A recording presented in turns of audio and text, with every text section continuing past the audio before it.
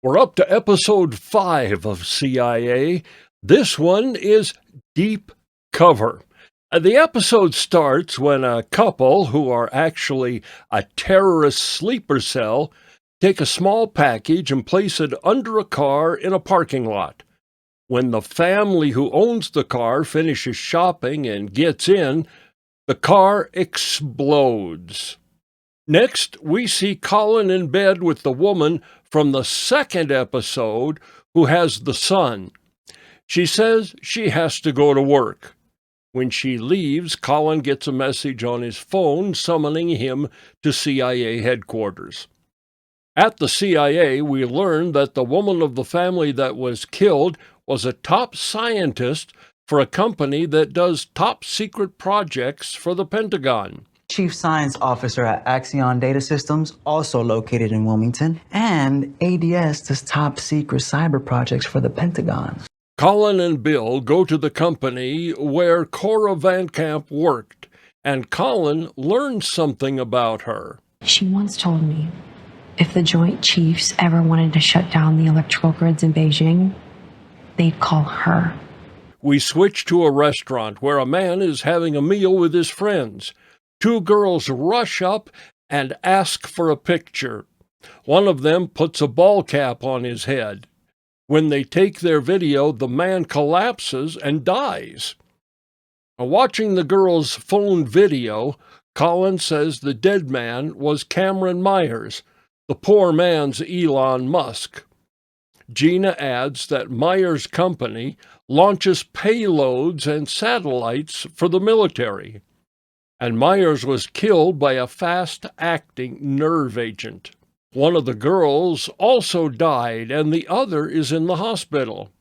Using surveillance footage, Gina runs the mystery woman's face through facial recognition. They learn her name is Farah Abenpour, and her husband is Joe Abenpour.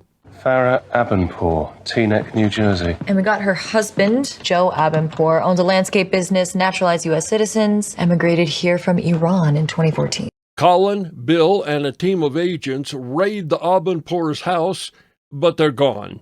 When Bill reaches to pick up a laptop that they left behind, it explodes. They take what's left of the laptop along with the printer. At the CIA, Gina tells Nikki that the Abenpours aren't real people. I did a deep dive on Joe and Farah Abenpour. There is no Joe and Farah Abenpour. Those names are legends created for them by the Iranian Revolutionary Guard Corps. Then, using information from the memory chip of the Abenpour's printer, Gina determines the next target is a John Bennett. Colin and Bill race to Bennett's country club where he's set to play golf. Before they can do anything, a bomb explodes in Bennett's golf bag.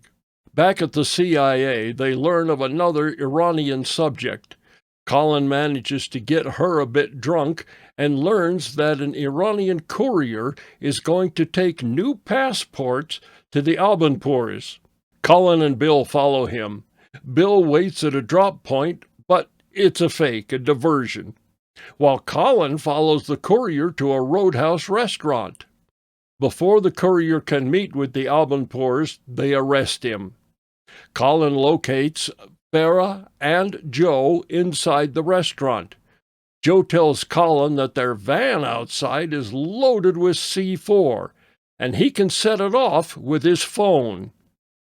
At the CIA, one of the techs manages to shut down the cell towers, so Joe's phone has no service.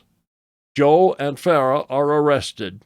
At FBI headquarters, Bill learns that the woman Colin is seeing is Sarah Lloyd, and she works for a company that does questionable intelligence-related work. Through a shell company that loans her out to a Delaware LLC, it appears that she works in international development.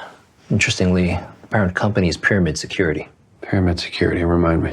They do this and that, shady, spies for hire, and they're global. So Colin's secret girlfriend works at a billion-dollar intelligence shop. Roll credits.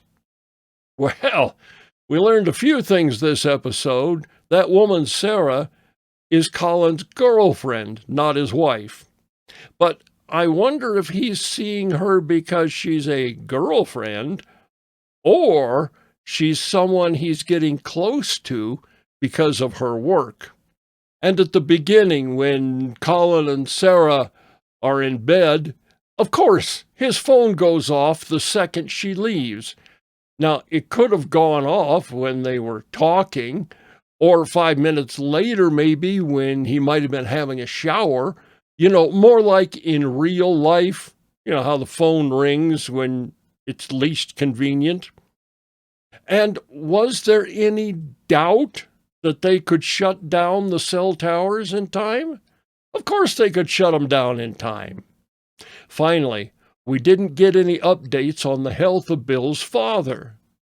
Well, that's all I have for this episode. We'll do it again next week for episode 6, titled Pledge of Allegiance.